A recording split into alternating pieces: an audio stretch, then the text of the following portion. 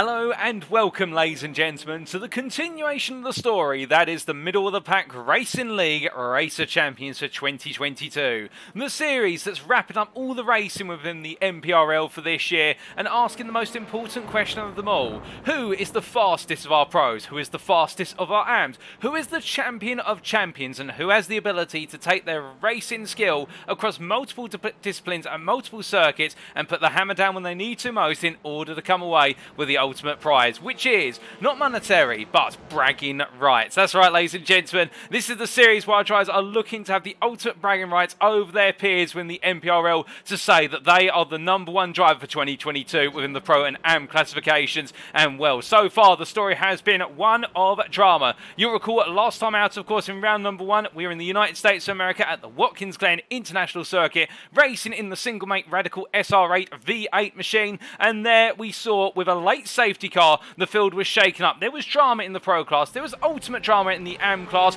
but in the end only 2 drivers really stood at the top of both classes, with Tanner Dibble leading the way in the Pro class, and it was Justin Brangan who led the way in the Am class after a good run by Lee Porter, all undone by a spin late on in the day. And now we continue tonight, making our way over to Norway at the Rudskogen Motorsenter, which you see behind us as our drivers look to go racing once again, and this is going to be a very different combination. And so you may have already noticed in the background, we changed out our Radical machines. Indeed, we've gone away from the British machines to touring car racing class cars, and more on that in a brief moment. But firstly, let's do a little bit of housekeeping and tell you about the schedule for tonight. Well, our schedule for tonight is as follows. Times in Greenwich Mean Time, that's GMT, or Universal Coordinated Time, UTC. In just over 12 minutes time, we're making our way into the qualifying session, 10 minutes in length, and that'll be at 7:45 this evening. We've seen all the drivers take to the circuit, no split of the drivers, everybody out on the circuit looking to put in that ultimate lap. Then we'll be making our way straight to the grid for the purposes of our one and only race today, and that is our feature race at 5 to 8 this evening, and that'll be 40 minutes in duration. Now we should point out the racing you're seeing is a post-round broadcast, i.e. the racing has occurred earlier this week. It occurred as of what was Wednesday, the 7th of December, but we're bringing it to you as if it were live for your viewing pleasure, and I, as your host and commentator, do not know what happens in the final practice session, which is going on currently, in the qualifying session, or indeed in the race. It's all completely raw and new to me, and that means we can bring it as close as possible to the real, raw, live experience that you will come to love, know, and enjoy when you see motorsport racing on iRacing, our chosen simulator, of course, and of course iRacing, the premier sim racing platform available only on PC. But before we get too far ahead of ourselves, allow me to introduce myself. My name is Paul Walsh, also known as TX141, or Britain a Spit, depending on what media you follow me on, and I'll be bringing you all of your racing action over the course of tonight and indeed the remainder of the series. And this broadcast is being brought to you live on 2 media platforms for your viewing pleasure. Firstly on Twitch, just go to twitch.tv/TX141. Alternatively, if you're more YouTube inclined, you can always go to youtube.com and search your TX141TX or Paul Walsh on YouTube. But speaking of searching, there's a bit of soul searching for some of our drivers, and well, they'll be searching exactly what the combinations are going to be, because as we look to the season ahead, we can see here that, of course, last time out, as we previously mentioned, back on the 30th of November, we were at the Watkins Glen International Circuit at the classic boot circuit, and there in the Radical SR8s, it was about a one-make discipline race in a car that was very light but very fast on the throttle, and putting 2 and 2 together meant that our drivers essentially had to find that balance of performance in their own performance characteristics in order to keep the car pointed on the straight and narrow. And indeed, not just 1 or 2 drives, but about approximately half of the field found themselves going sideways at some point, many spinning the car around at least 180 degrees, if not going a full 360, and there it was a very difficult day in the United States. But we wind forward to round number 2, and of course we're at Rudskogen Motorsenter in the touring car racing class, all front engine front wheel drive machines, and that means it's going to be the battle of the understeer, where these cars are predominantly known for the fact that they're very strong on the cornering, albeit there's that balancing act of getting the throttle down and making sure to finish clearing your corner apex first, for the simple reason that these cars do all the work through the front wheels, where it's power deployment or cornering all goes together there, and the rear tyres do very little by comparison. And that's there, of course, for the racing on the 7th of December. And in round number 3, we'll be announcing the combination at the end of today's broadcast, which means that 4 of our drivers will be tuned in. They'll be waiting to find out what exactly the combination will be, and they'll have very limited time to practice. And you'll remember, at the end of the round 1 broadcast, we announced the combination for round number 2, meaning that our drivers only theoretically had 3 days at most to practice, if that. And that only adds to the complexity of the Race of Champions, where drivers do not have weeks on end to be able to practice. Instead, they have a limited number of days. But that announcement for the round 3 combination coming at the end of tonight. But as we look forward then going into tonight, let's take a look at our championship standings going into round number 2. And we start off, of course, with our pro category here. And we can see that Tanner Dibble 4 points clear of John Lauzon, with the win last time out for Tanner Dibble, giving him a clear advantage. But those 4 points can be very quickly overturned if he's not on the ball today and continues to run that string of form. But Tanner Dibble really the man of the moment currently in the pro class. We saw all the way back in the GT3 Championship to wrap up the 3 main series of this year. Started, of course, with the TCRs, then the GT4s, and then the GT3s. Tanner Dibble really having that great run of form all the way through to the conclusion of the GT3 Championship, and there are no signs of slowing him down. John Lauzon, meanwhile, the second best there, and both part of DNA Motorsports, Dibble and Lauzon, and working together to some extent, but also a rivalry growing between them. But I think John Lauzon more focused on Francois Schink behind on 44 points, who's only ahead of Jordan Butler based on result count back, of course, with bonus points also being factored into account. And Schink and Butler, 2 very closely matched drivers as well, and I think Jordan Butler will be looking to try and get the edge over Francois tonight. James Logston in at P5 there on 40 points, not quite having the run he perhaps wanted at Watkins Glen, but still a good run and standing in P5. He could be one to watch out for going into this round, for the simple reason we know that James Logston, a very strong driver overall, particularly in the GT3s, and I think the TCRs may just doing quite well, with Jerome Brazil as EMP 60 on 38 points ahead of Edwin Offrare and Matthew Shepka completing the current standings of drivers who've got points on the board, and John Wilding yet to score any points there outside of the top 8. Now coming on to the AM classification, meanwhile, we can see here the complexion is much the same in terms of the proximity of one another's drivers to each other, given the fact we've only had 1 round, with Justin Braggan leading the way there on 42 points, 3 clear of Samuel Graham. Now the story, of course, of Justin Braggan was that it was a back and forth between him and Lee Porter, and Lee Porter there in P3 on 37 points, but in the end, one final spin for Lee Porter right towards the end of the race with only 2 laps to go, so it all fall apart for the winner-elect, and see it be hand over to Justin Braggan. But again, Lee Porter's going to be looking to bounce back tonight, and Samuel Cran really looking to also get into the mix there. Didn't quite have the pace of the top 2 of Braggan and Porter last time out, but still resilience and dug in, and what they enabled him to do is essentially pull out a great result all the same. And then Mark Senegal in P4 ahead of Fernando Takahashi, 2 drivers not quite in that top 3 group, but still battling hard to be inside the top 5, with Adrian Fedorowski, Auguste Blondel, Albert Brand and Jesse Jamison Jr. not scoring any points, but they'll be looking to try and get some points on the board tonight. Now as for our circuit for tonight then, we've already mentioned it, but let's mention it again. Rudskogen Motorsenter located in Rakestad, Norway. This circuit, as you can see from the circuit map provided to us by iRacing.com, is a circuit that's not typically known outside of the European continent, or really the Northern European region known as Scandinavia. Now this circuit, perhaps the most popular Norwegian racing circuit and the most noted in terms of the events hosted at the circuit year in, year out, and a lot of Scandinavian series and also Northern European series, including certain touring car series, do take place at this 14-corner circuit. But what's it all about then? Well, this circuit runs its way through the forestry and the undulations of the local Norwegian countryside, whereby as our drivers make their way down the start-finish straight towards turn number 1, they'll make their way into a sharp left-hander. Heavy braking zone followed up by a long right-hander, where the aim of the game is to try and get as late an apex as possible into turn number 2 to avoid the understeer causing the car to go wide out the corner. Instead, you're carrying more speed in the run all the way down towards turn number 3. Now, it looks as though that run from turn 2 to turn 3 is quite long. In actuality, it's a long downhill run that's shorter than one would think it does look like, and therefore we're going to be seeing our drivers needing to get the launch out of turn number 2 to get the run into turn 3, and as they make their way towards the turn 3 apex, they'll find that the circuit begins to taper quite sharply in terms of the potential apex the drivers can take under braking. Coming through 3, they'll continue to run the theme of a right-hander through turn 4 before making their way uphill through the S sequence, or the run through turns 5, 6 and 7.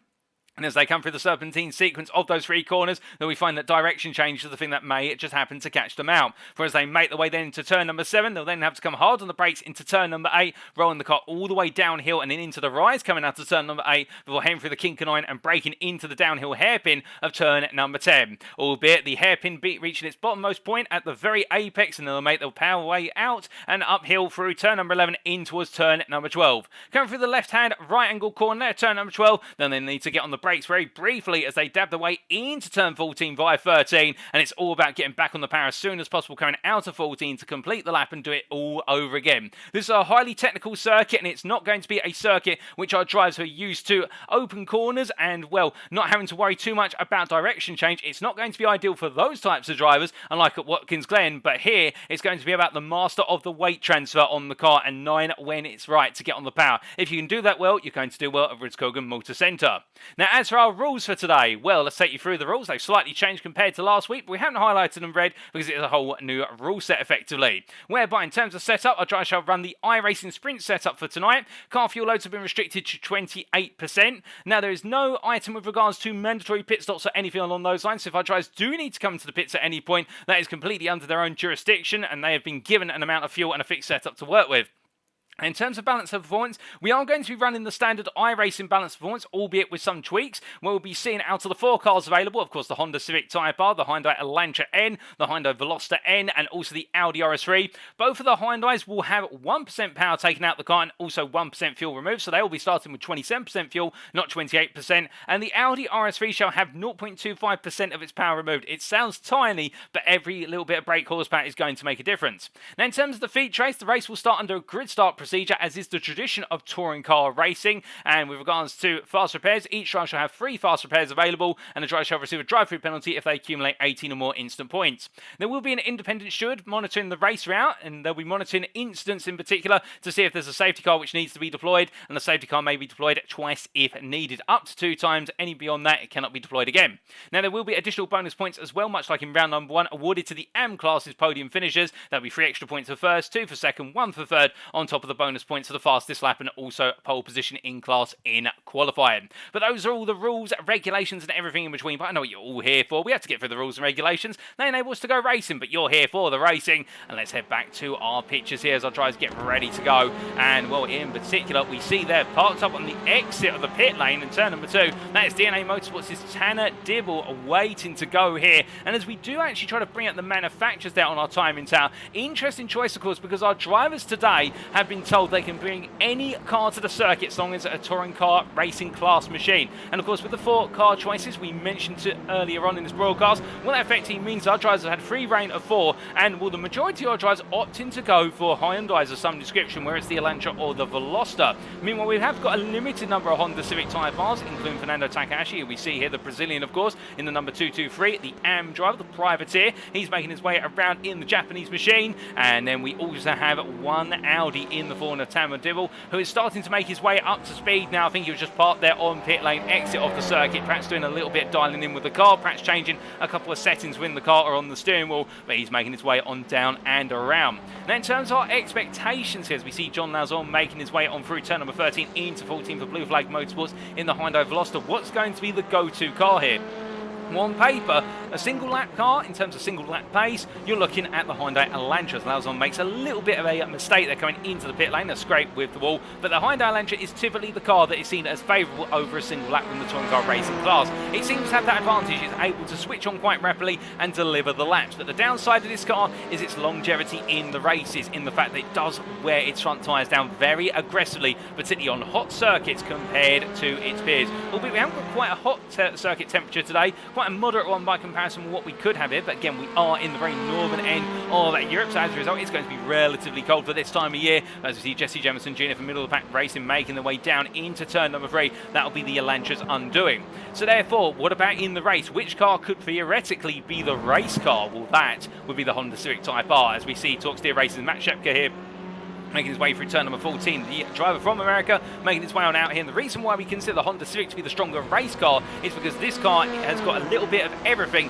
when it comes down to handling. If you're looking for direction change, it can handle it. If you're looking for being great on the brakes, you've got it. If you've got durability on the brakes, you've got it. And if you've got tyre longevity, well, the Honda Civic has it in spades, and that's what it's all about. But what are the downsides to this car? Well, it lacks 1 lap pace typically, and particularly on the straights as it exposed. As soon as the racing gets up into 4th gear onwards, the Honda Civic starts to fall away, particularly when it hits 5th and 6th gear. It is a noticeable decline in terms of straight line speed performance, and that's what Shepka's got to look out for. And indeed, all the Honda drivers, also Jordan Butler. But the good news for them is there's not too many straightaways here other than the run to turn number 1 and also the run out of 2 into 3, where we're going to be seeing those top gears really exposed to the Honda, and it might just be the sensible pit gear. But again, when we say it's a sensible pit, let's look to James Logsdon, makes his way around in the Elantra here, and everybody I think going for the car they prefer rather than going for an ideal real choice, because when it comes down to the Race of Champions and you do have car choice, you've got to go with what works best for you, because if you don't go with your preferred pick, then what you're essentially doing is putting yourself at a disadvantage, and Logsdon will not be wanting to drift his way through turn number 4 in the race, but very well caught that man for Team Bear Pope as he brings himself back up to speed coming through the serpentine sequence of turns at 5, 6 and 7. But very nice catch there, and he will be hoping not to do that in qualifying and definitely not in the race as he makes his way through turn number 7 and into 8. We also look to Mark Senegal here in the Veloster, and a little bit about the Veloster, because of course we did talk about the Elantra and also the Honda Civic Type R. The Veloster, as in fact Senegal there in the Elantra, just the camera making us think it was a Veloster for a brief moment, but the Veloster, a bit of a jack of all trades car. It's got a little bit of everything, very strong in acceleration in the lower gears. That's the one thing that does stand out on the car. And what about the Audi RS3? Well, we'll talk a little bit more about that when we make our way into the qualifying session, but the Audi, a bit of an odd pick, and the fact that Tanner Dibble is bringing it here today, well, that is going to be definitely an interesting choice. But as we come into qualifying, then we've got 10 minutes. All our drivers will make their way out onto circuit and look to do their utmost in order to get their best possible lap time on the board. And we see Adrian Fedorowski coming out the pit lane very shortly. Currently, the QZ Motorsports driver parked up, and instead it will be Francois Schenk, who is the first driver to make their way out of the pits and on to the circuit. And we see here the number 18 driver in the Beaver Buzz Energy Machine, of course, the privateer, making his way out of the pit lane and through turn number 2, and Francois Schenk, of course, being one of a good number of drivers here who could be considered an expert in the touring car racing class machines. And indeed, some of you may recall, if you've been tuned into the Alpha Touring Challenge Championship over the last couple of seasons, with season 6 currently underway, Francois Schenk, also Matt Shepka, John Lauzon, to name a couple of drivers, are all regular attendees of that series, and it's a series completely dedicated to touring car racing class machines. And I wouldn't be surprised here if they're bringing the cars that they've chosen for the latest season to the circuit here, because at the end of the day, if it's not broken, don't fix it, as they like to say. Indeed, when you've got the car that's under your fingertips that you've got all clocked in, go for the car that works for you. But as we see here, John Lauzon making his way down in the Veloster there, and of course the Hyundai Veloster and the Hyundai Elantra being two different cars, whereby the Hyundai Veloster being a hatchback, if you will, whereby it's got 5 doors, meanwhile the Hyundai Elantra being the Hyundai sedan with 4 doors, and then the lower boot by comparison. The two very popular models in the United States of America. We don't quite get those in the United Kingdom where I'm based, in the fact we have the Hyundai i30N series, whereby you have the i30N hatchback and you also have the i30N fastback, but they're both hatchbacks. The fastback, however, with a much more sloped rear end. But enough about cars in the United Kingdom, and we're focusing on cars here in Norway as we see our drivers making their way around. And of course, with these touring car racing class machines, they do need a couple of laps to get that tyre temperature up. So we're going to focus a little bit more on what it takes to have a very good lap in, and also come back to our conversation point from earlier around Tanner Dibble and the Audi RS3. Now, the Audi RS3 is perhaps not the most ideal car for this circuit. And let's explain why. The Audi's gear ratios compared to all 3 other cars are very, very different, in the fact that the other 3 cars around here, they'll quite comfortably run in 1st, 2nd, 3rd and 4th gear, and they'll happily accelerate their way up through the gearbox. The Audi, however, the gear ratios are all focused around getting into those top gears, so 4th, 5th and 6th, and on a circuit where you're constantly in the higher end of the gear spectrum, the Audi RS3 flies very quickly. But at a circuit that's highly technical, where you're spending a lot of time upshifting and downshifting between 2nd, 3rd and 4th, that's where the Audi begins to struggle, because the gears are so tight and there's so much wheel spin on the front end when you try to get the power down on the Audi. Well, that effectively means is that you're constantly having to go for additional gear shifts, or what you have to do is essentially take gears at a higher corner compared to your peers, and that's what Tanner Dibble's going to do here, as he has a little wobble coming onto his first flying lap. But the Audi RS3 will ride on board with shortly when he comes around for his next lap. We'll get to see the fact that he will be having to deal with those higher gears by comparison. But meanwhile, speaking of drivers making their way around towards the end of their first flying lap, and we see Francois Schenk making his way into turn number 14 right now, where he's going to be setting the initial pace, and then we'll ride on board here for a reference lap and take you on around. What's it going to be? We'll find out shortly as he comes on down towards the start finish line. And as we do ride on board here and get ready to go for another lap, it's going to be a 30.1 to start off. Now he heads into turn number 1. Look into his right and braking at about 75 metres at the start of the entry curve. Before coming into turn 2, taking a nice early apex initially and riding the car on board as he now makes his way, pounds out there with the late apex and coming all the way through and down towards turn number 3 he goes. Keeping the car over to the left here, building up through the gearbox. And as he gets ready to head into the downhill drop, getting ready to dab the brakes in here to come down from 5th gear to 4th gear. And when he dropped to 3rd immediately, now he does the separates turn 3 into 4 and brings out the hill and back down to 2nd as he now powers uphill into the Serpentine S at turns 5, 6 and 7. Balancing the throttle as he upshifts to 3rd, keeps it in 3rd for 6, cuts as much of the apex curve as is permitted, cuts more of 7 and now brings it down to 2nd gear as the car gradually seems to transfer down the weight on the right side. And as he comes out turn 8 through the kink of 9, now into the braking zone for turn number 10, he'll charge. He heads into the braking zone, braking at 50 metres, but about 55 metres in actuality. And as he comes out here, gets on the pan nice and early as he turns the car through in 1st gear, up into 2nd, up into 3rd very shortly as he comes to the kink of 11 and then braking down from 3rd gear. Will he come down 2nd? He does indeed as he comes through 12, sliding a little bit there. That's rear brake bias in effect. Coming into 13 here, just lift off the throttle, pointing the car in the straight line for 14, down to 2nd there, and a bit of an accidental upshift, I believe, into 3rd gear as he now comes through the long right hand and gets on the bow, makes his way on down, which has been an improving lap from Francois Schinken as he heads to the line. What's it going to be as he crosses that time in line? Well, it's not quite an improvement in the end. He lost out a bit. But meanwhile, speaking of one name who is improving, it's Shepko, who has now taken provisional pole and is the first driver to duck into the 29s with 29.983. Well, he is absolutely on the ball right now. Is the Aperture Laboratories driver from Torque Steer Racing as he charges his way on through and down towards turn number 3 once again. But as he comes on out here and heads on down, we do look from him to Tanner Dibble, who is making his way down into turn number 10 as we speak. And of course, Dibble here right now, P13. It's not going his way at all at this current point in time. And well, I think that is the choice of the Audi, really coming to bite him in the backside now with regards to the performance of the car. But then again, he could prove us wrong as he makes his way on through on this 2nd flying lap, and we'll ride on board with him for a 3rd flying lap shortly to give you an idea of what exactly happens in the Audi in terms of those gear ratios by comparison with the other cars. As he comes on out the final corner here, heads on around. He has been improving, to be fair, over the course of all 5 sectors as he comes down to a time in line. It's going to move from P13 to P5 and we ride on board here as he heads into turn number 1. He's coming onto the brakes. You see he's in 5th gear currently, down to 4th, down to 3rd, but staying in 3rd here for turn number 2, whereas other drivers will drop to 2nd, of course, and now powering out here. And you can see the uptake of the car as he has to upshift to 4th early and now makes his way down towards turn number 3.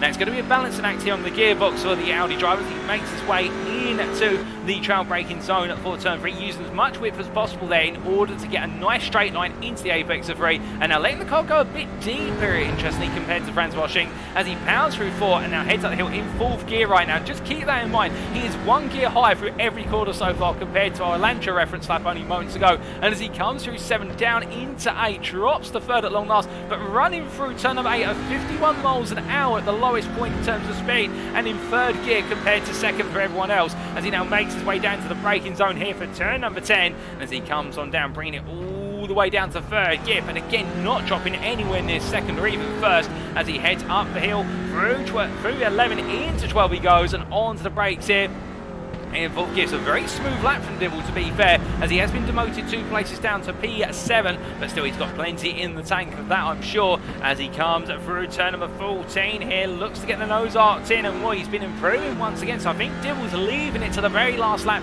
to set his ultimate lap, and it's really building himself up here as he comes to the timeline. And what's it going to be for Dibble? It's P5 at 129.822, and he's still looking to deliver more as he's got 2.5 minutes of this qualifying session left to go. But meanwhile, let's give you a quick recap of who's where and who are our pole sitters currently. Well, it is Matt Shepko, who's currently your fastest driver overall and also in the pro class, here by 2.5 tenths over Francois Schinken. Of course, rivals in the touring cars in other series and rivals here today, it would seem. And meanwhile, in the AM class, it is Fernando Takahashi. It's the rise of the Hondas here in terms of the pole sitters. Both drivers in their class poles being in the Honda right now. Almost said Audi there. I'm not sure why I've got Audi on the brain, but as he makes his way through turn 8 and into 9, definitely Fernando Takahashi delivering here, and he's got an advantage right now of half a second over 2nd place driver in the AM class provisional.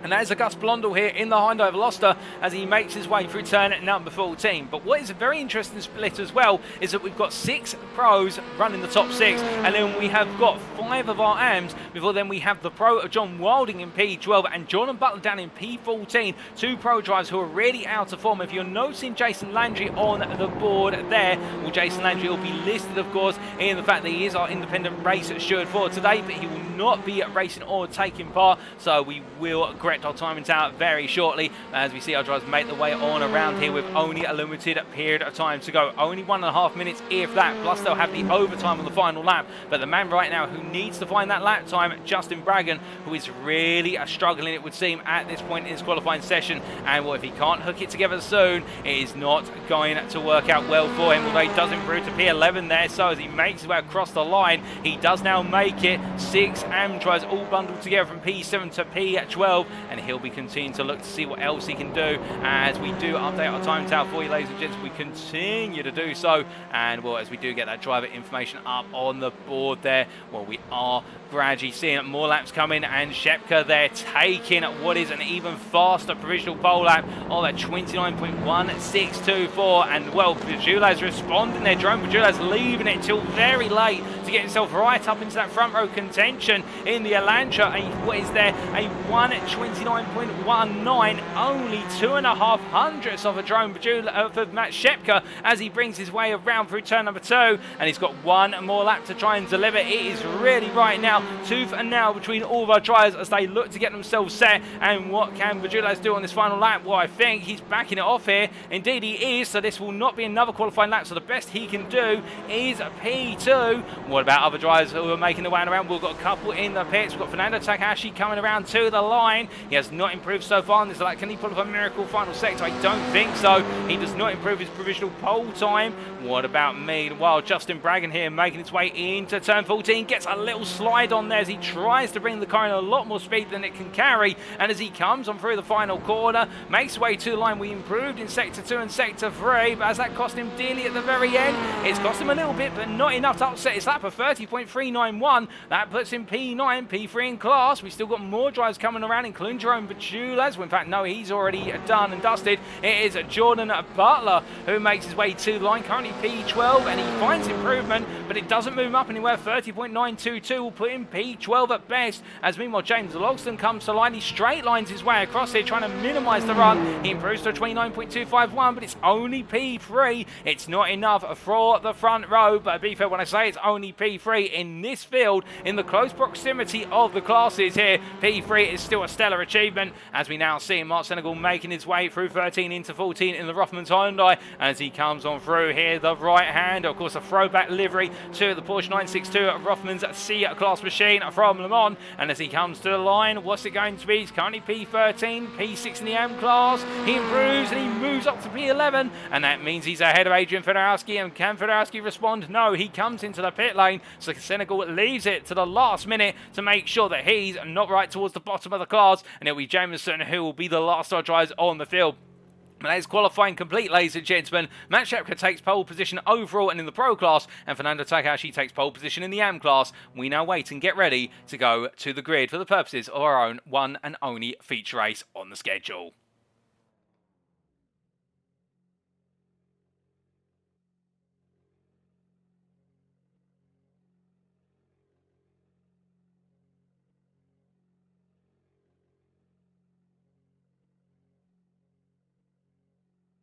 And as we do briefly wait for that transition over, which should be due any second now, in the next 30 seconds, a very close qualifying session, and in particular you can see that the top 3 separated by the tiniest of margins. But we head over to the grid then, and let's walk you through how they line up for round number 2 of the Race of Champions.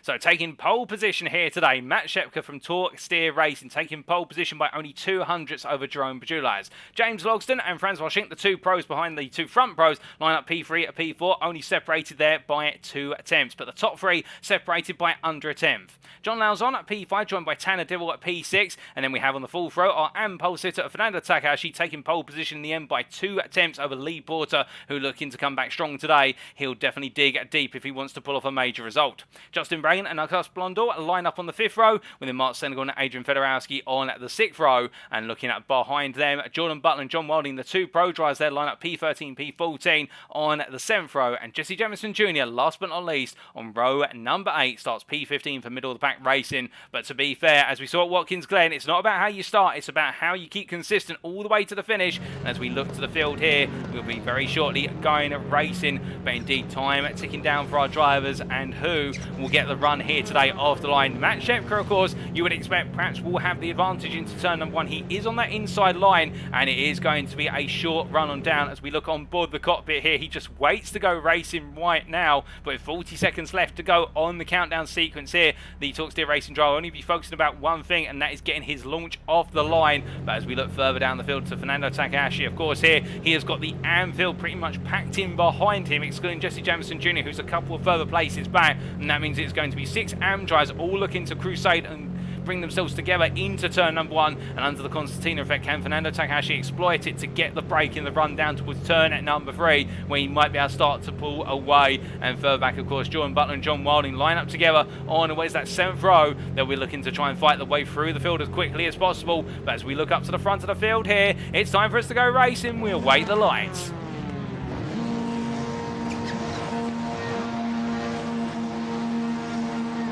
And it's lights out and away we go for round number 2 of the Racer Champions 2022. And Matt Shepka gets a brilliant start here as they make the way down to turn number 1. And looking further back, Francois Schenk being mobbed already as James Logsdon has to go defensive into turn number 1. Schenk on the outside looking to cut back to the inside here, and he gets it done and covered off. As meanwhile, Tanner Dibble, we did have the strongest of qualifying sessions, but he's made it work in the line with the Audi RS3 as they make the way down towards turn number 3.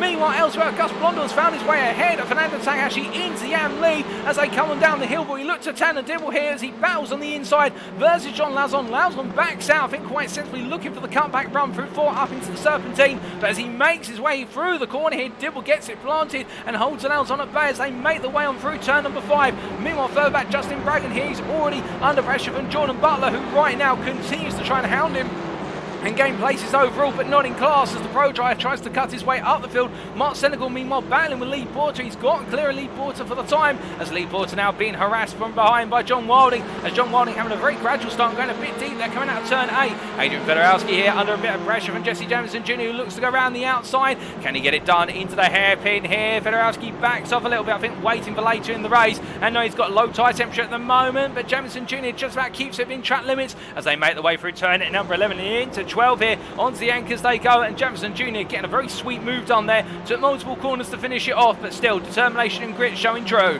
But as they make the way into turns 13 and 14, we look to the front of the field that makes its way across the timeline onto lap number 2.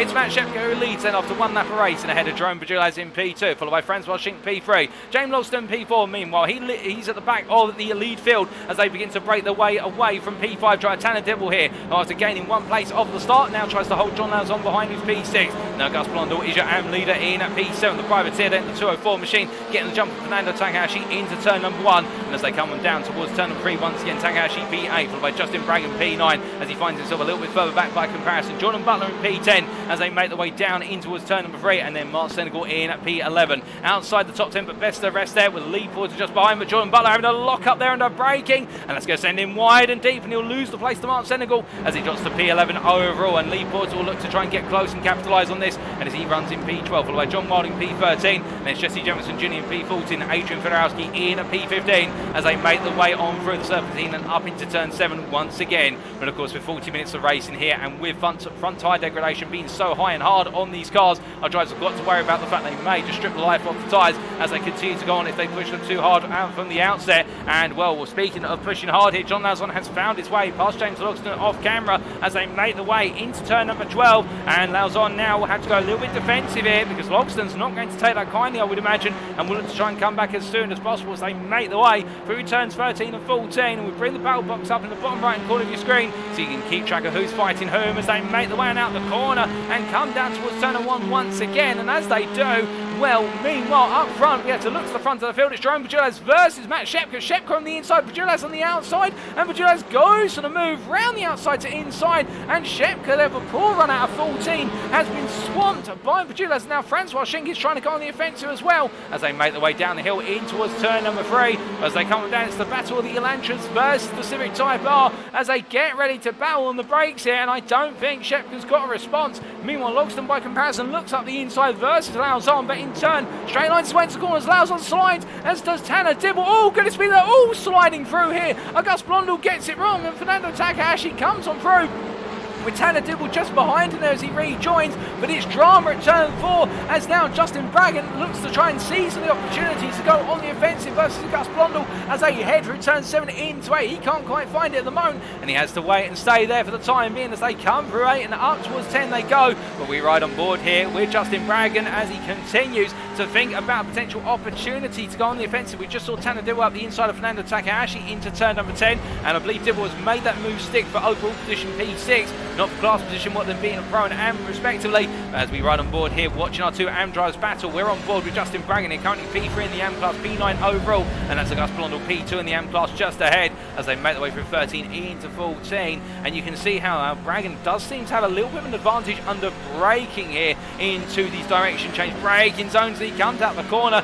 Well, Justin Braggan makes his way on around. I think Gus Blondell actually has to take a slowdown of some description there as they make the way on through. And we say hello there to Mark Senegal in the YouTube chat. I hope you're doing well, Mark, as we continue to watch the racing going on here. And Mark Senegal right now on circuit, well, in P10, having to hold off Jordan Butler behind. And, well, the Elantra driver here, I think he'll be only focusing on one thing, and that is making sure he does not lose too much time if he has to battle with Butler in keeping Lee Porter away from him, because Lee Porter right now 1.2 seconds back and trying to get closer and closer with every corner turn. But 5 minutes complete already, and we can see here in fact Senegal has gone up the inside of Blondell, and Blondell with another slowdown, but Senegal goes deep, and that understeer's really going to creep in as Blondell gets the return move. And as they come up the hill now, this is going to cause a concertina, because of course these two battling into turn number 5 has cost them both momentum, and everybody else behind has to really park it up and try to carry a bit of extra speed into 7, 8 in order to stay close and on the offensive. But as they come through 8 and down towards 9 and 10, they charge through 9 and into 10. You can see now Mark Senegal, he's had a taste of an opportunity to go for P3 in class, and I think he wants another shot here as they make the way through the hairpin. But look at Jordan Butler there, almost tapping the back of Senegal, carrying a bit too much speed into the corner apex and having to get the car stopped there on the dime. And to be fair, that's what the Honda's good at. It's got very strong brakes. But meanwhile, speaking of what he's good at, the Honda here, it's going to be battle three-way as they make the way down towards turn number 1 here. Shepk on the right of the picture, and then you've got Bajulas and Francois Schink running in behind on the left as they make the way in towards turn number 1. Shepko on the inside here, he's not letting this go, and only a lap ago we saw Bajulas making the move from the outside to inside. Now Shepko's trying to do the reverse, the inside to outside as they come through turn number 2. Brilliant battling and respect shown between these two, and Francois Schink looking at this as they drag race their way down towards turn number 3. But this is where the Honda will be exposed. They're just about hit that braking zone. You'll see the overspeed starts to come in, but Bajulas on that tighter line, he's got to be mindful, he's got to brake earlier, but Shepko goes a little deep. He keeps the car on circuit, 2 wheels are in the white lines. As they come uphill through turn number 4, you can see now Francois Schink looking for that opportunity. Can he find it? No, he can't. As we ride on board here with the number 18 privateer, and as they come through turn 6, a bit of contact there as they come on through. The left-hander coming into 7, and as they make their way through turn number 8 here, Schink right now very close to the back of Shepka, but he can't find his way on through. And as they make their way down towards turn 10, I think he might be considering it, but of course if he tries to go for the move, he goes for a bit of a slapdash up the inside of Shepka. All he's going to do in return is enable Bajulas to get away here, so it's the case that really the enemy of my enemy is my friend, as the old saying goes, and that's what Schink's got to rely on, is the fact that if he works with Shepka to battle with Bajulas, he will in turn have an opportunity to take the fight for the win rather than battling for P2 at these early stages. But as they come through turns 13 and 14 right now, again all 3 drivers here really going into the world of the unknown, and with only 28% fuel in the car and 27 if you're in one of the behind guys, then our drivers do have to manage that fuel as well, and we could be potentially seeing some pit stops here today, although we're not certain about it. But meanwhile, what we are certain about, Shepka having to defend here into turn 1, and Schink trying to repeat the antics of Bajulas. He looks at the cutback instead, he can't hang it all the way round.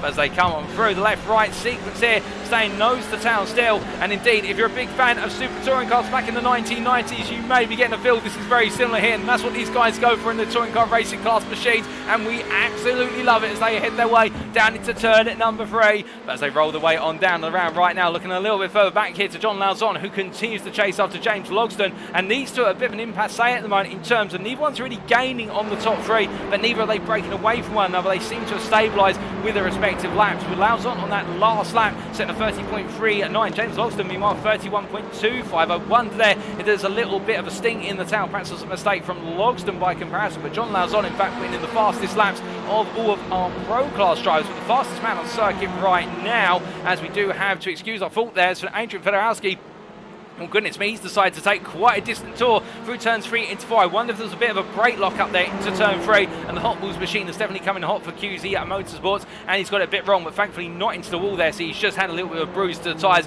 perhaps a little bit of a flat spot on the tyres where he's out broken himself, and then had to lock the brakes up as he brings his way back up to speed right now. We look to Fernando Takahashi here, the leader in the AM class, and my train of thought before we had to cut away over to Federowski, who was having this incident, is that our fastest drivers on the circuit right now are not our pros necessarily from all their battling, it's actually our AMs. But as soon as I say that, James Logston on this lap, new fastest lap of the race at 29.042, and well, the pros are now lapping a bit faster than the AMs, albeit a couple of laps ago it was the AMs running in the high 29s, meanwhile the pros are running in the 30s and the 31s for all the fighting, but now things seem to have returned to the norm as we see Takahashi continue to try and hold of Justin Braggan, and Braggan, I think when he gets it right, does start to close up. I think Justin Braggan, much like we said in qualifying in the Elantra, he has the 1 lap pace, but as he's going deeper and deeper into the race distance, he is starting to struggle a little bit with nailing the corners every time. We saw there a bit of hesitancy coming out of 2 as we had a bit of smoke kicked up there, a bit of brake dust I believe being kicked up out of turn number 4, and more Justin Braggan right now won't be thinking about that. He'll be thinking about the potential move as he slides his way through turn number 5, and this is a man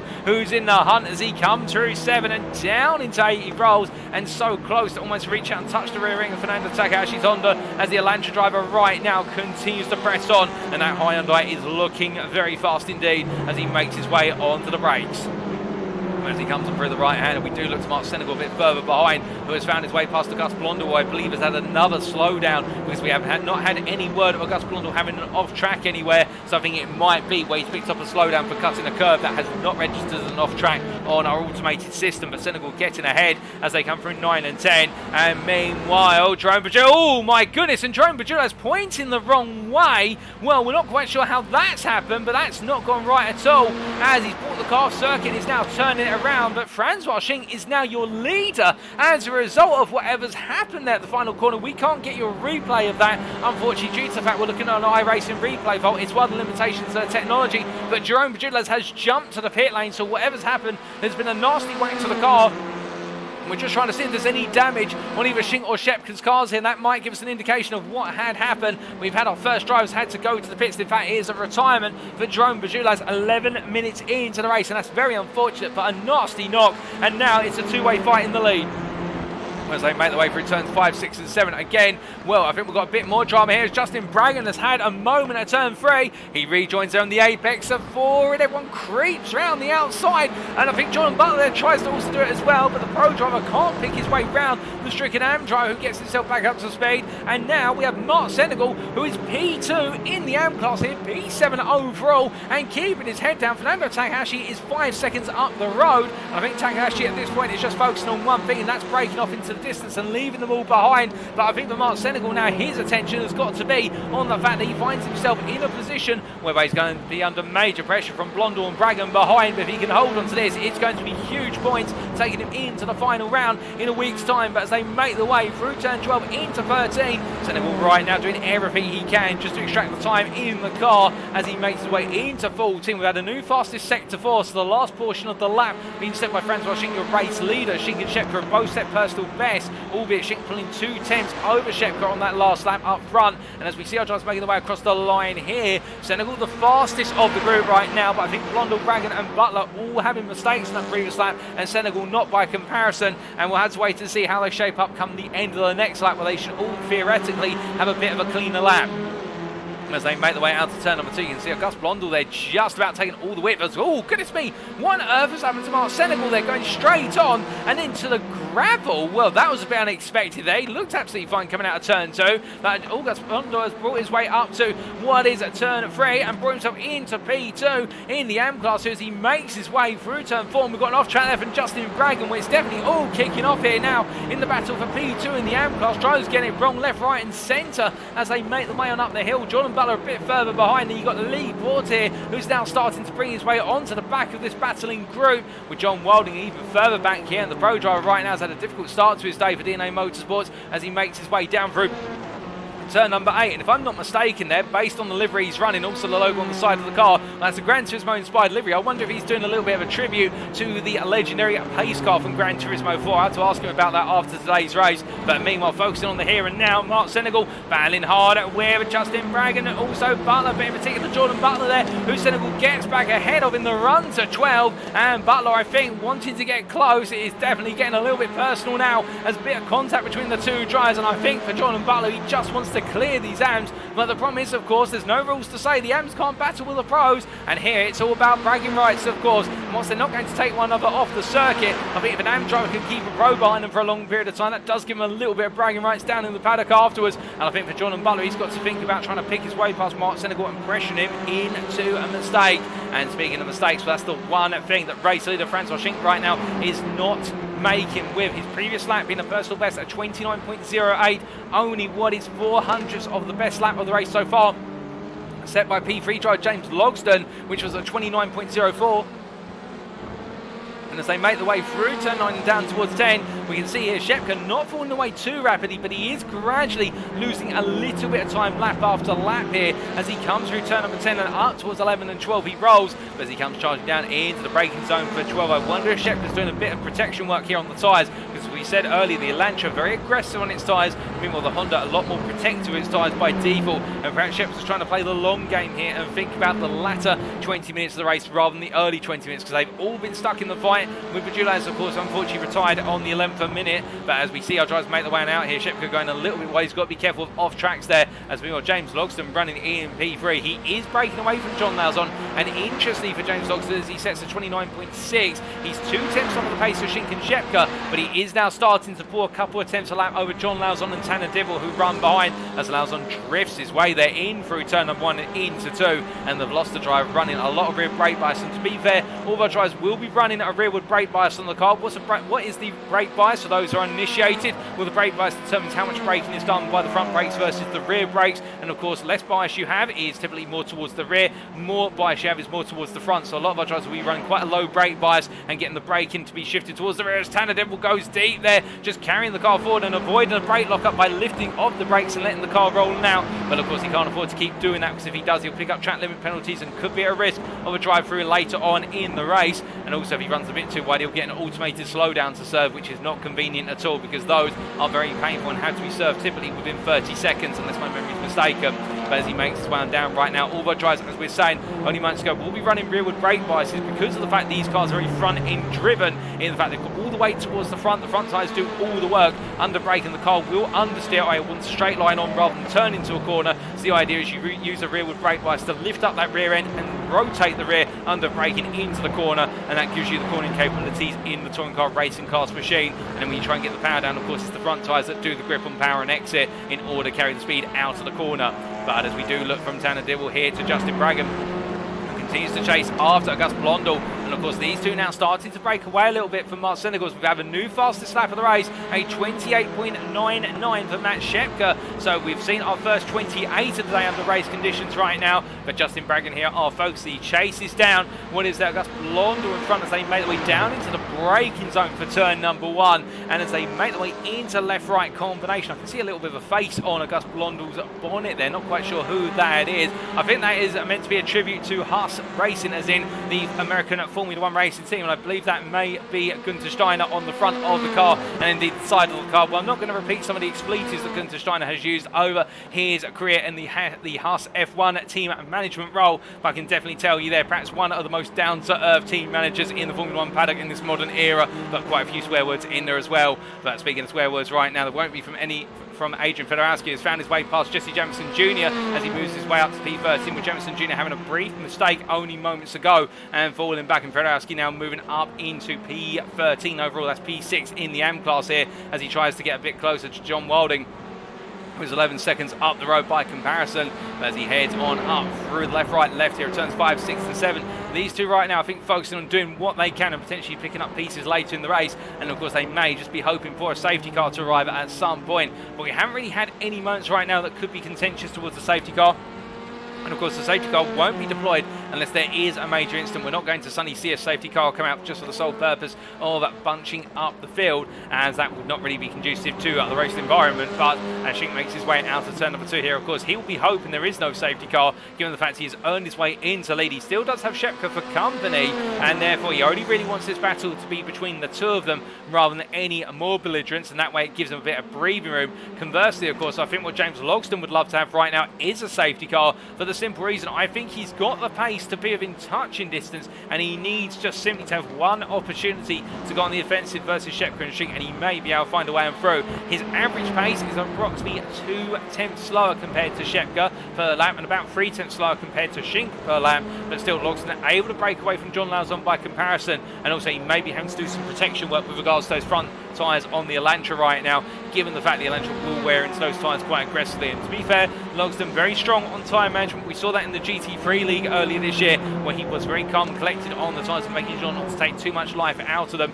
Of course, he was in the Pro category there, now he's in the Pros here, and he's definitely stepped up a level, so the fact he's in P3 right now, you could argue really is a sign of how far he's come since being in the Proms in the GT3 League. But as he makes his way into turns 13 and 14, we do look to Lee Porter here, who by comparison continues to chase after Pro driver Jordan Butler, and the Amdro Lee Porter right now getting a better exit out of turn number 10, staying close and thinking about it into 12. Does he go all in on the brakes? No. He waits his turn and looks again later as they come out of 12, but Jordan Butler getting a little bit deep there, coming through the left-hander on corner exit, and now into left-right combination of 13 and 14, and well, I think Butler going very deep, and Butler decides to straight line on. He's coming into the pits, is Jordan Butler, as meanwhile up front, Francois Shink and Matt Shepka. It's round number 2 between these two as they make the way into turn number 3, and Shepka on the inside. They're almost losing it, making contact, but instead knocking up the front right brake and having to stop the car just in time. And as we ride on board here with the Torquesteer Racing driver, that could have been curtains for the pair of them. And I think Shink was just hoping that Shepka could keep it under control, and Shepka doing exactly that. But my goodness, they're on that tight inside line, there's just no grip into turn number 3 on the inside, almost costing Shepka more than just P2. Practically the whole race if it had gone curtains and wrong. But as he makes his way into turn 10 here, he will be motivated by this, in the fact that he'll know they can definitely take the fight to Shink as they make their way down to turn number 1. And as they turn number 1, I should say, turn number 12, and as they make their way through 12 into 13, 14 once again, Torquesteer Racing's driver here really now starting to get as close as possible. But the problem is, of course, that now as he tries to go charging after Shink once again, after gaining all that ground only moments ago, he's going to have to push the car a little bit more or try to press the Shink into a mistake. But when you've got a gap of 6/10, I think Shink has a bit more breathing room, and all he needs to focus on is making sure he doesn't make any calamitous errors, which are going to cost him the time. But as you can see, as they come through 1 into 2, Shepka carrying more speed from apex to apex in these direction change corners, which is a trait of the Honda, but he's really now starting to extract that time. And in the tow here, in the run down towards turn number 3, the Elantra's top end's not going to be able to enable Shink to pull away as much as he wants, because Shepka will have the benefit of the draft as they drift their way almost into turn number 3, past the apex and now into 4. Both drivers settling the car down, and as they power out of the right-hander, well, it's still as is, but we can see Shepka continue to close up as they make the way through 5 at 6 and into 7 in quick succession. And as they come on down through the long left into 8 here, now Shepka so close as they roll the way out of the corner. And we have Adrian Fedorowski into the pit lane as well. So I think we may have one pit stop on the cards for all of our drivers here today. And we have had Jordan Butler and also Adrian Fedorowski in so far. And as they continue to make their way on around and bring themselves back up to speed, we continue to focus here on the battle for the overall and the pro lead. Francois Shink leads, but he's got Matt Shepka for close company, only 4/10 of a second behind as they make their way out to 12 and into 14 once again. But as they come on through, we do also look to Tanel Dibble here, who as he makes his way into turn at number 12, the Audi RS3 driver. Well, despite the qualifying session seeing him place a little bit further down than perhaps he would have liked to, given his typical dominance of pace in recent rounds and seasons, you would imagine he's definitely taking inspiration from the fact he's hanging on to the back of John Lauzon with only half a second between the two of them. And now Audi, given the fact that it does not really suffer too much from tyre degradation compared to the Hyundais, he may just be able to make it work in the long haul here by staying close and not letting Lauzon fall out of his sights. And the more pressure it can put on Lauzon, the more likely Lauzon's going to take a little bit of extra life out of the tyres as they make their way out of turn 2 and down towards 3 they charge. In the long run, of course, And as they come down, you may have noticed just a little bit of a scraped off patch of grass there on the run through to up towards 3 where the grass started. And I think that's what we saw earlier was the off track from Mark Senegal where he went wide and went straight on. I think the front left tyre may have just got caught on the grass and he's pulled a chunk of it up and it got caught and he's had to straight line the car on in order to bring the car safely back on circuit. Or at least that's the theory we're going to go with. We didn't quite see exactly what started it, only the midpoint and the end of it. But focusing on Tanner Dibble here with John Lauzon really under that pressure with the Blue Flag Motorsports driver from Canada in the 77 car as we ride on board the gearbox of his Veloster. He'll be thinking about what's Tanner Dibble going to try and do here. What also he's got to be wary of is he is in the chalk and cheese car versus the Audi RS3. The Audi will not be strong on acceleration out of low speed corners because it has to use those higher gears in return. John Lauzon in the Veloster does have that acceleration in the lower gears which he can really capitalise on and use to his advantage. They make the way out to 12, going a bit deep there as Francois Schink is into the pit lane, so we are seeing more pit stops come in here and John Lauzon makes his way through. Will he straight line off to the pits? No, he will not. He will stay on circuit and continue to make his way on around, but we do have Shepka back into the lead and now of course this will be the critical point because he's got to push. And the trigger has been pulled by Schink in terms of dictating the pace of the strategy of this race. Now, what can Shepka do in clear air? Can he put in a couple of effectively what would be qualifying laps in order to give himself the opportunity to put back out in front of Francois Schink when they both serve their pit stops? Well, we'll have to wait and see. Shepka makes his way absolutely smooth as butter there through turn 3 and 4, and that was a perfect line, I must say, as he makes his way into turns 5, 6 and 7. When it's this smooth, it's very fast as he comes on through and up the hill and into 7 he goes. And Shepka right now trying to cruise his way on through into the pits in the near future. But meanwhile, Tanner Dibble looking to wrangle the car around and hunt down at John Lauzon. But to be fair, Dibble's staying very close as we've seen previously. And John Lauzon, I think, getting ready for that pit stop soon. I think both drivers might be doing so. But Tanner Dibble here, of course, whilst he's stuck behind Lauzon, he might be able to do a little bit of short shift in a lift and coast under braking in order to be able to save a bit of extra fuel if he needs to take on fuel in the pits and therefore give himself a bit of a faster pit stop by comparison. But it'll be interesting to see. Of course, no other drivers are expected to take a tyre change in this race. It'll be fuel. Given the fact the tyres normally do last up to about 70 to 80 minutes, depending on how hard they're pushed and how hot a track it is. But as we see Dibble hunting after Lauzon here, they make the way through 14 once again. Any sign of either driver peeling off?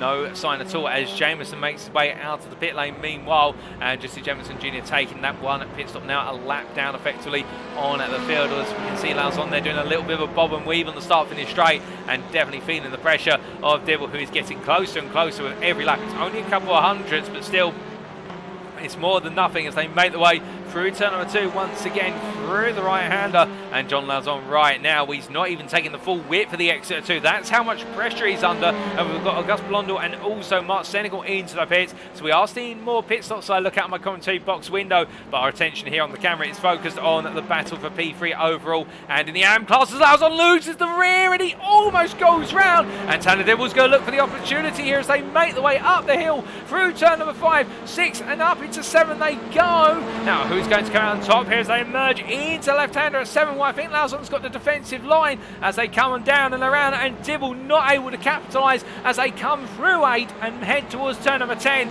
But Dibble now will know that John Lauzon is definitely vulnerable as they make the way into the hairpin of the fact that one error well, Lauzon needs to be absolutely concise and precise in terms of not losing the car at all. And Dibble, by comparison, now can continue to leverage that pressure on his opponent as they make the way through turn number 12 here and see if he can get Lauzon to make one more critical error. But I think if anybody needed an indication that Lauzon will be coming in soon, that was it as they make the way through 14 here. And surely, will we see him peel off? We do. We see both of them peel off together. It's going to be a battle of the pit stops here as meanwhile Shepka is into the pit lane. And what will this mean for Matt Shepka as he comes on down with James Logston not too far back either, as we see Logston making his way into the pit lane. Fernando Takahashi comes in from the AM lead as he makes it to the pit limiter line. Justin Bragan, however, stays on out, and Justin Bragan will go on to lead a lap of this race as he makes his way down towards turn number 1. He's going to go the longest of everybody so far. But meanwhile, what about Francois Schink? Well, Schink's coming across the line.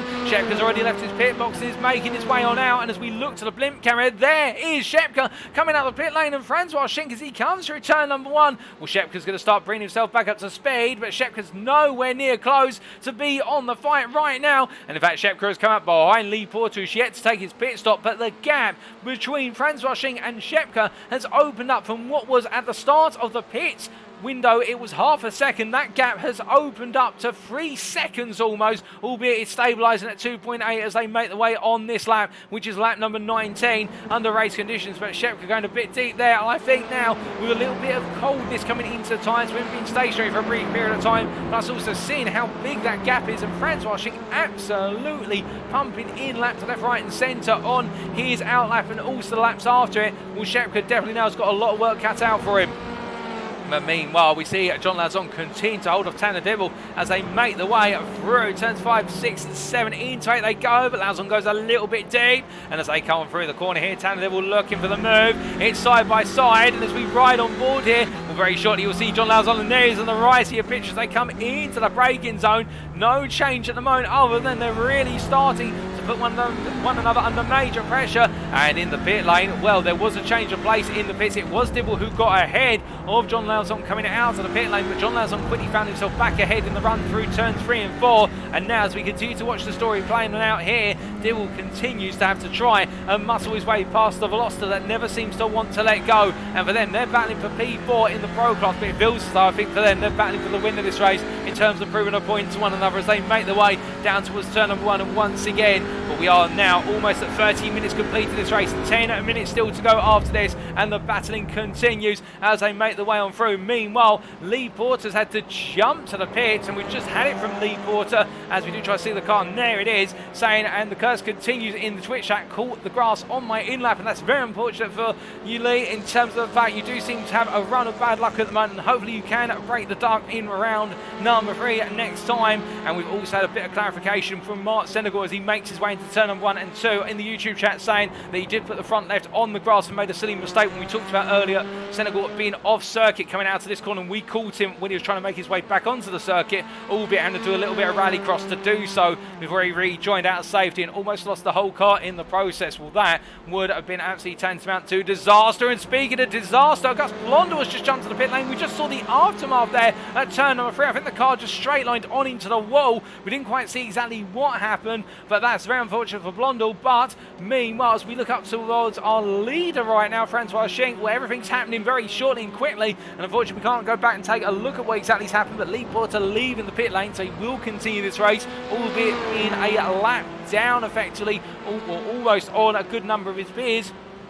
As our drivers make the way on around, we can do see there in the rear of your picture. Now it's the focus of our cameraman's attention. James Logston here going on the offensive versus Matt Shepka as they make the way through turns 1 and 2. And well, Logston earlier on, of course, falling a bit behind Shepka and Schink and not able to get into the fight, but now really starting to up the tempo here. And I think what we were saying earlier has come true. Logston's done a lot of work on that opening stint to protect the car, and now he is going all in. He's gambling all the chips. He wants P2 in class today and P2 overall, as they make the way through turns 3 and 4, and up the hill they go. But as they make the way up the hill, we look a bit further back here to John Lauzon and Tanner Dibble, and it's still the same story as before in terms of the two drivers battling one another, with Dibble having to go on the offensive and Lauzon going on the defensive as they make the way on up. And also a big point here, Fernando Takahashi currently 4 seconds clear of Justin Braggon, who of course took the longest opening stint of everybody, and with Justin Braggon that's enabled him to get into P2, and in fact he has brought the time to Fernando Takahashi down now to 4 seconds. So Justin Braggon is gaining time over the course of this race on Fernando Takahashi, but can he make it work in terms of the strategy come the finish? That would be the challenge for him, as we are hearing that Gus Blondell has retired unfortunately. So we have had 2 retirements in this race so far, Gus Blondell and also Jerome Gilles, one driving the AM class, one driving the Pro class. Unfortunate for them, and we do hope to see them come back fighting fit for round number 3 in a week's time to wrap up the race of champions. But as we continue to see the racing press on here with 8 minutes to go, we look back up to the battle for P2. Fastest lap of the race there, 28.962 from James Logston. Logston is really now starting to push hard as we ride on board here, looking backwards on the rear of the Torque Steer Racing Honda and Matt Shepka, and that is a face for the Logston Elantra as he makes his way out to turn number 2 and down towards 3. As they charge on down here, the challenge for Shepka will be, it does seem as though he has fallen away in terms of pace, just a slight portion compared to Logston. Can he keep Logston at bay, and where does he need to do it? Well, he needs to do it in the middle portion laps, so turns 3, 4, all the way up to turn number 12. That is where Shepka has got to make this Honda really work. He's got to try and extract a little bit of a gap if he can. Even if it's just 1 or 2 attempts to keep him safe, he can't afford any errors here because this is where he is stronger compared to Logsdon. And if Logsdon gets close enough, Logsdon can really start to put that pressure on and open up the doors into these corners. And if Logsdon's able to get alongside, then the traction and also that straight line accelerational advantage of the Elantra may just be enough to be what Logsdon needs to get ahead and clear the position. But as they make the way up into turn 12, you can see here staying so close but still not able to quite find a way on through. There's a little bit of grass taken there by Shepka as he puts 2 wheels beyond the white line. As they make the way into turn 40, he's going to go a bit deep here, and Logsdon's going to take a look, but it's not enough there. The door partially opens, but it's too early on the apex of 14. And as they come down towards turn number 1 now, Shepka defends the inside here. It's going to be a battle side by side almost as Logsdon tries to get his nose in. He's going to try and look for the move outside to inside into 2 as they come into turn 1. You can see they're trying to close Shepka onto the apex. He does so. Shepka not quite able to open up the space for himself, and James Logsdon moves up into P2. Now, can Shepka come back in the run down towards 3? I think given the run they both had out of the second corner, I think Logsdon is safe here as they come down. As they come into the braking zone for turn number 3. Oh, goodness me, Logsdon loses the rear of the car, and as they come on through, he catches it but loses it again. The car continues to drift on through. Shepka comes on through. There's contact between the two of them, and Shepka is sent to the wall, and as Shepka brings it back together, that's a disaster for the Torksteer Racing driver. And where is John Lauzon in all of this? Well, here comes John Lauzon, and Shepka tries to get the car turned around. Tanner Dibble as well coming on through, and well, that is a disaster for Shepka, because he's had to jump to the pits with suspension damage, with the whack to the wall, and it's all gone wrong for the Torksteer Racing driver with only 6 minutes to go. Goodness me, and I think to be fair, James Logsdon did everything he can to settle the car down, and Shepka, just with that one tap, the car went round and saw the wall. That's going to be a difficult one for our stewards to unpick as they make the way on through. And towards the end of this race, indeed, the most perhaps dramatic moment of the race today. As we see Tanner Dibble now up into P4, and suddenly this battle with John Lauzon has a bigger meaning in terms of it's not battling for pride anymore, it's battling for a place on the podium as they make their way through turns 13 and 14. And as they come through the long right here, we've also had John Wilding have a bit of a moment on circuit going slow. In fact, he's had to park up off circuit, so I think John Wilding has had some sort of error coming out of 2 into 3. So John Wilding might be jumping to the pits very shortly unless I'm mistaken. But saying it's definitely gone wrong for the pro driver. And in fact, we have had confirmation that John Wilding has made his way to the pit, so it's a disaster for John Wilding. But in fact, it's not. He has not gone to the pits. He's still trying to make his way on around, but something's broken on the car as he makes his way on our circuit map in the top right corner of your screen through turn 3 and 4, very gradually indeed. But meanwhile, Lee Porter here trying to chase down Adrian Fedorowski, but the gap to Fedorowski being 22 seconds. I think there's not going to be enough time in the day to do so, even though he is lapping slightly faster than Adrian Fedorowski by a couple of hundredths at the moment, but a couple of laps previously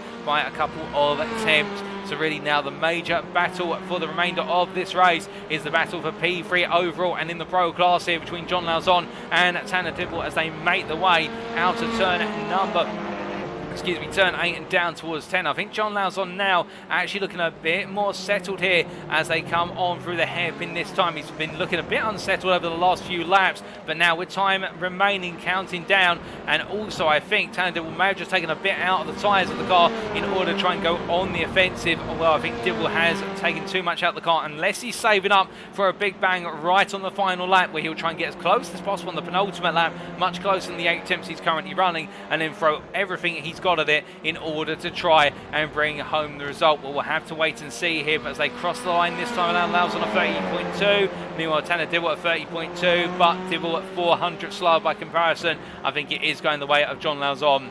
But looking from our pros to our AM class leader here, Fernando Takahashi, will ever since holding on to was the lead after a couple of laps where he did fall back into P2 but fought his way back up into lead. He has not let go of that P1 in the AM class, and right now looking very comfortably in charge with what is a 6-second advantage over Justin Braggan, and Justin Braggan by comparison in P2 as he makes his way up through turn number 2 and down towards 3. The number 271 Elantra driver here, of course, going the longest of everybody on that opening stint. It's really worked out for him. It bought him a ton of space on circuit to play with, and he's used that to his advantage as he goes a bit deep there through 3 into 4. Got to be careful running too deep. as he makes his way through 4 and now up towards 5. But the thing for Justin Braggan is he's jumped ahead of Mark Senegal, who in the end, to be fair, running P3 in the AM class right now. This is on merit, and it goes to show you the privateer really has dug deep into this race in order to try and get those major points. And he's going to be coming away today, presuming everything finishes as is right now. There's no more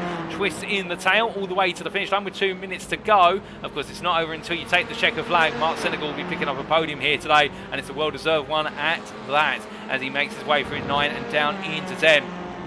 As he comes on down the hill, we see Jordan Butler meanwhile running in at P8 here in the Pro Drive. He's moved his way up into P5 in the Pro class, but it has not been the race he's wanted. He's had to really fight with the AMs all the way through. I think he's enjoyed the fighting, to be fair, with the likes of Adrian Fedorowski in P9, but it's not where he wants to be. As we speak about Adrian Fedorowski here, the QZ Motorsports driver, making his way into turn number 10 right now, and will currently P4 in the AM class. And I think if you told him he was going to be looking at finishing P4 at the start of today, I don't think he would have quite expected it or believed you, and given the qualifying pace that he demonstrated. But still looking to bring it on home here, and looking quite comfortable right now in the QZ Motorsports for Loster as he comes through 13 and 14 with Lee Porter there in P5. And a difficult day for Lee Porter, but meanwhile we miss it a brief moment there, and Tanner Dibble takes what is P3 off of John Lauzon, coming through turns 3 and 4, and up the hill they go.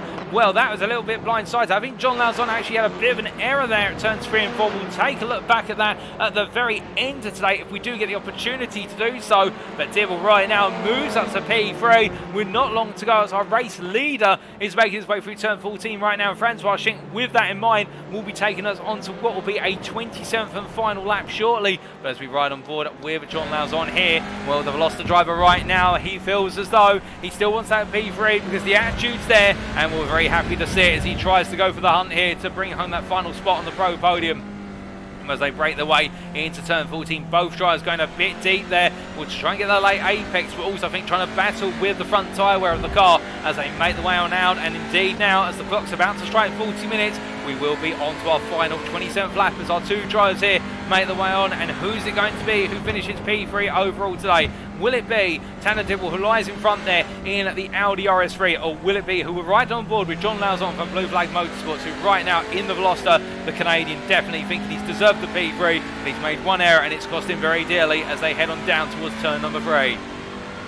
As they make their way down towards the braking zone here, no more battles expected to come to a conclusion. Now this is the main and the only one left as they come into turn number 4. As they make the way on through there, Dibble looking very comfortable in the Audi. It looks absolutely planted to the ground, to be fair. Lauzon by comparison really having to fight for the steering wheel as they make their way into turn 7 down into 8. Of course, I think Dibble will be a little bit more frantic in the cockpit than what we're giving credit for, but as they make their way through turn 8 into 9, getting a bad run there coming out of 8, and this is what Lauzon needs, but Dibble cuts it to the inside. Lauzon goes to the outside. It's about on the brakes here, and as they come on through, Dibble holds on the inside line, and that's going to be enough, I think, to keep him there. Meanwhile, making his way out the final corner to take the checker flag. Here's your overall winner and your pro winner. It is Francois Schenk, the privateer from Viva Bus Energy, who wins in the 18 Elantra ahead of James Logston, who will come on home P2 for Team Bear Pope in a great drive from Logston, much like Francois Schenk's performance for the win today. And then in third place, it will be all the way to the checker flag, Tanner Dibble from DNA Motorsports, who just holds on in the end versus John Lauzon across the line. And then it will be very shortly Fernando Takahashi, who comes on home P5 overall, but more importantly for him, the AM winner of today, absolutely untouchable, and Justin Braggan not too far behind as he sets his personal best on the final lap of the race. And a fantastic drive from the pair, with Mark Senegal coming around to complete the AM podium as he drifts his way through turn 14. That car's knackered, but the good news for him is he doesn't have to do any more racing laps. He crosses the line there, third place in the AM class, P7 overall, ahead of Jordan Butler, who comes on home there in P8 for DNA Motorsports. And well, it's been an uphill battle all the way, but he brings it home in the top 5 of the pro class, ahead of Adrian Fedorowski there, who comes home P4 in the AM class. And well, in terms of our other finishers, Lee Porter and Jesse Jemison Jr. have already finished their races a lap down. We saw them briefly as our winners came across the line, and we had the retirements of what was In the end, Matt Shepka, John Wilding, Auguste Blondel and Jerome Berjulas. But what a fantastic race from start to finish for our drivers, and what a battle between Tanner Dibble and John Lauzon. And well, let's take a look back at the battle between Tanner Dibble and John Lauzon, because I think we need to catch where exactly it all started. So as we look to the race, and actually it was John Lauzon who went overly deep, and that's what we caught the end of, was John Lauzon getting it wrong. And as they made their way back up to speed, this is where it all continued from that point onwards, as they made their way on through and around. But as they came through and up the hill here, John Lauzon at this point, of course, really having to try and find his way back, but that's what set off the whole chain of events. And then we saw the remainder of it in terms of on the very last lap, Dibble having to defend in the run down towards turn 3, but John Lauzon just not able to find his way on around. But with that, ladies and gentlemen, as we do now return to our live pictures here, well, in fact, well, goodness me, we've got a bit of a graphical glitch there, and we will get that cleared up very shortly. And there we go. We now do take a look at our race results, subject, of course, to any stewards' inquiries.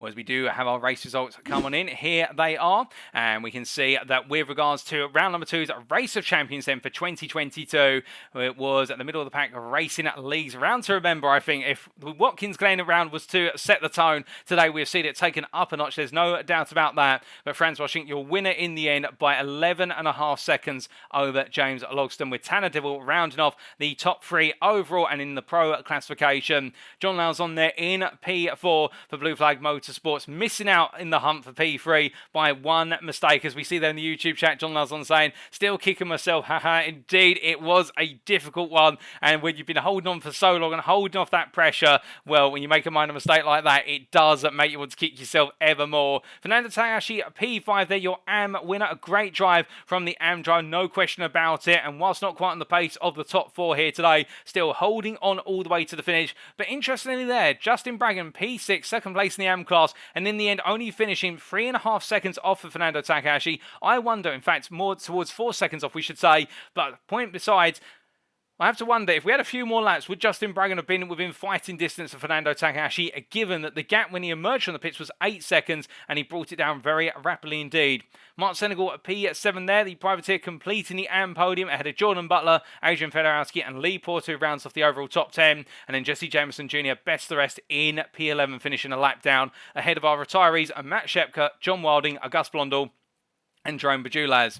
But as we come on to the individual class performances here today, we can see Francois Schinck, your winner indeed, taking the top step of the pro podium ahead of James Logston and Tanner Dibble, with John Lauzon in P4 there ahead of Jordan Butler P5, and Jordan Butler having a difficult day here today, not quite the combination I think that quite favoured him, and having to battle for a P5 all the way to the finish, and spending a lot of time battling with the AMs, less so with the pros, and picking up the pieces with the retirements. And we had 3 pro retirements, and Matt Shepka 5 laps on the finish, John Wilding 5 laps on the finish, and Jerome Berjulas 21 laps on the finish, being turned around and pointing the wrong way, coming out of what was turn 14, only laps before the pit stops kicked off, and an unfortunate day for the 3 drivers. Coming on to the AM class, meanwhile, we can see here that at the top of the stands, Fernando Takahashi with the win by 4 seconds over Justin Braggan, with Mark Senegal completing the AM podium. A great drive from all 3, congratulations to them. Adrian Fedorowski there, our last finisher on the lead lap of the AM class, P4 for QZ Motorsports, and then middle of the pack races, Lee Porter ahead of Jesse Jameson Jr., both finishing a lap down, and Auguste Blondel with that retirement, the sole retirement in the AM class, 8 laps from the finish. Well, those are the finishing positions for our drivers, ladies and gentlemen, and now the big question, of course, is, well, what's coming up next? Well, before we can get to that, firstly, we'd like to say thank you very much for watching today. And if you have enjoyed today's racing and the show, and you want to know more about the middle of the pack racing league community or the MPRL, then why not check out our official Discord? Invite link available on screen. Alternatively, if you're more inclined to go to Twitter, then why not go to our official Twitter at twitter.com/MOP Racing. We can find out all the latest updates with regards to upcoming leagues and also the performances of the MOP Racing team. But now, of course, it is time for us to announce the final combination for round number 3 in the 2022 Race of Champions event hosted by the MPRL. And without further ado, I've had it passed to me, and here is the combination. So as we can see, ladies and gentlemen, the car and track combination will be as follows. Race number 3, or round number 3, if you will be a race in the Cadillac CTS-V GT machine around Laguna Seca. Of course, the 460 brake horsepower machine, front engine, rear wheel drive, absolutely roaring, a pure piece of American beast of machinery. And we'll be looking forward to seeing how our drivers get on heading to Monterey County in the state of California, United States of America. So we've gone from the United States to Norway and back to the US we go, and well, that is definitely going to be a combination which will be an ultimate challenge for our drivers. In terms of the setup, it will be a fixed setup race where our drivers having the baseline set up on the car and 45% fuel loaded into the car. In terms of the actual race event, we'll be seeing that our drivers will have a 2-hour long session in total, whereby the first 70 minutes will be for practice, and then they'll have a 10-minute open qualifying session where all our drivers are on circuit, and then there'll be a 40-minute feature race, much like we've seen in rounds 1 and 2. As for the race format, we'll be going back to the rolling start procedure, and that will be the double file rolling start, and up to 2 safety cars may be called as per the rule sets we've used in rounds 1 and 2. There'll be 3 free repairs and the same instant point count of 18 times before a drive-through penalty, and then a further 10 instant points will see you pick up another drive-through penalty. But beyond that, everything else is the same in terms of the class system, the penalty system, and also the points. So that'll be the combination. It'll be Cadillacs in California for our season finale, and who's going to be able to master the art of taking a very beastly machine around there. We'll find out in the near future, given the fact it may be a beast in terms of power, but also there's a lot of weight to be shifted around, and it's going to make it a very tricky combination, a hybrid, if you will, between our round 1 combination and our round 2 combination. So with that, ladies and gentlemen, next time, come join us on Saturday, the 17th of December, 2022, for the conclusion of the Racing Champions in round number 3 at the WeatherTech Raceway, Laguna Seca. All the racing will have occurred on what is Wednesday, the 14th of December, but we'll be bringing it to you as if it were live on the Saturday that follows, and we look forward to seeing how our drivers get on. Until then, we have been the Middle of the Pack Racing League. I've been your host and commentator, Paul TX141 Walsh, also known as Britain a Spit, depending on what media you follow me on. And until next time, remember to stay well, stay safe, stay smiling, and have a fantastic rest of your weekend. But most importantly, remember to stay on track. Good night.